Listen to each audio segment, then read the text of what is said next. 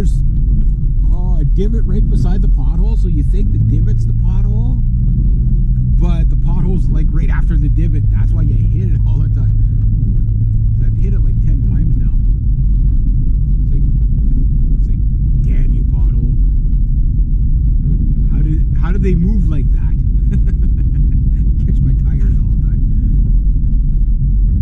Well, you can severely damage, like, I know people that have like damaged their rims on their cars from some of these potholes. It's like, and you can't sue the city or anything like that, or the, you know, for not taking care of, you know, whatever. But I mean, it's probably for the better because the city would be bankrupt. These potholes messed up my car. Everybody, big class action lawsuit against the potholes. I mean, it's just, you know, there's nothing you can do about it other than patch them and, you know, fix them.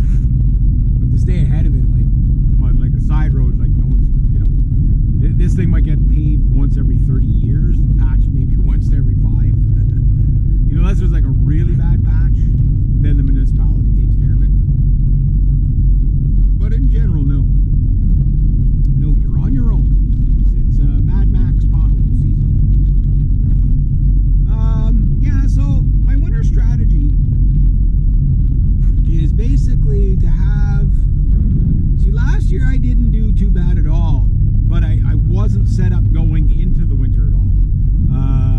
Because, well, you guys know how financially screwed up I was last year, where it just like I literally ran out of money in June. Like, I had no money. I couldn't believe it. Well, I could, but it was just like I just got checkmated. It was a late... last year was like a late spring, a really late spring, so I didn't really get work until May instead of in April.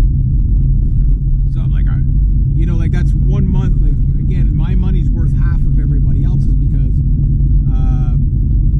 you know, like I'm seasonal, right? You might as well say I'm seasonal.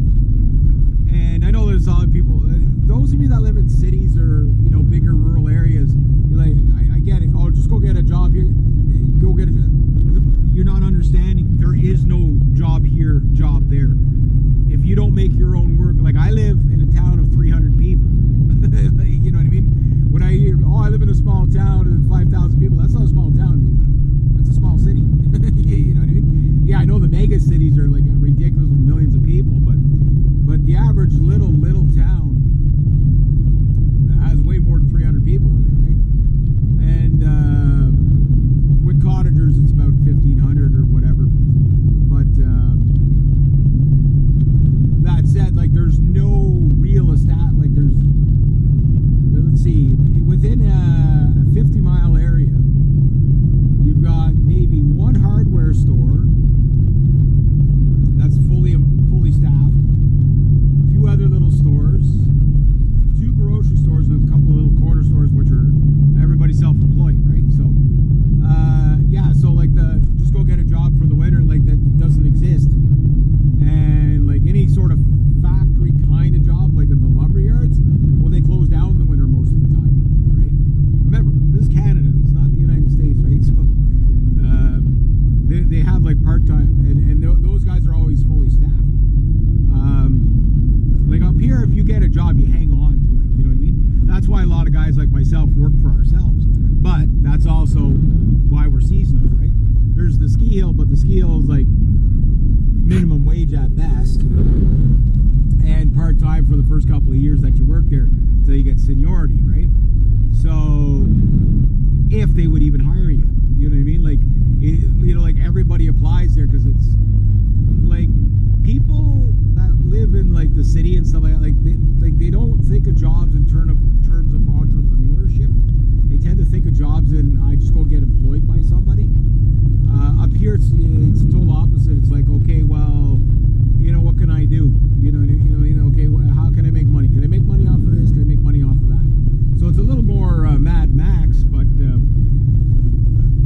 working for yourself, it's tough. It is tough, but there's a lot of, like, I just don't picture myself working for anybody else because, you know, having control of your own race is something that, okay, well, I'm charging this now, you know, and I'm fair about it. Like, your honesty meter kicks in when you work for yourself.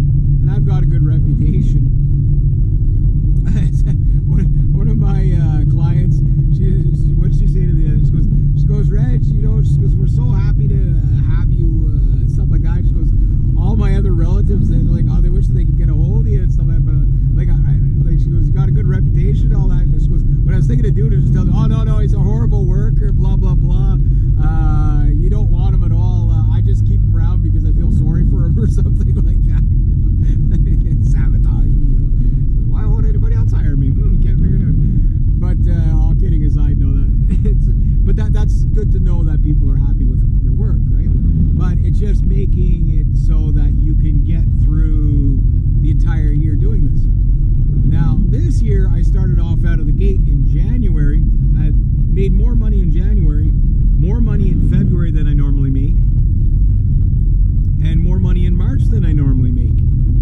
And in April, May, and June were kind of normal.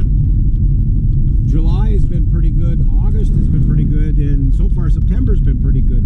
But I've also taken on quite a few new clients too.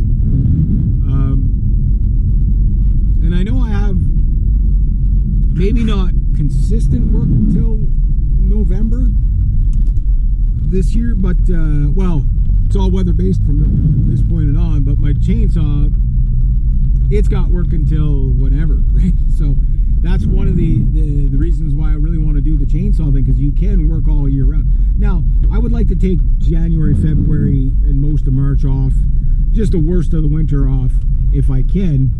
You know, that would be great, right?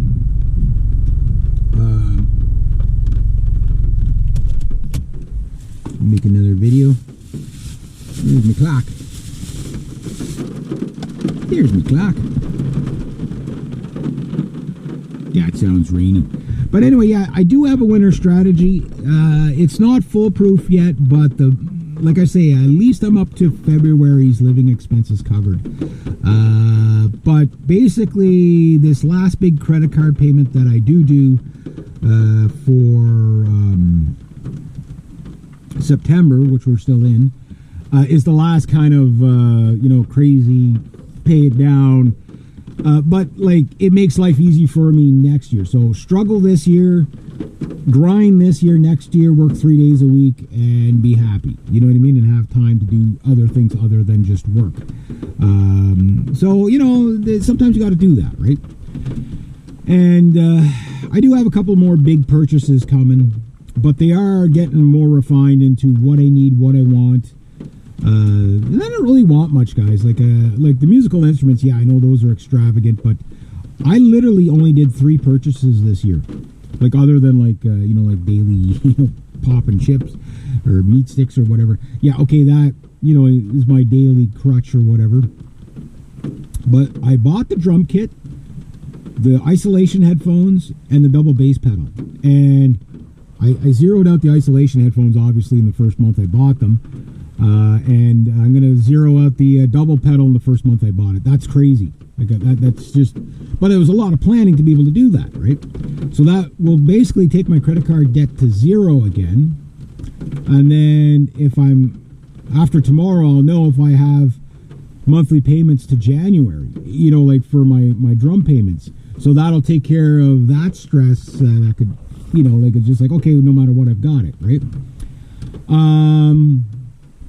And then my goal for the end of this month, I don't know if I'll be able to squeeze it in because we're so close to the end of the month, but if I can, I'd like to have at least the beginning of March's living expenses covered. That would be awesome, because then I'd be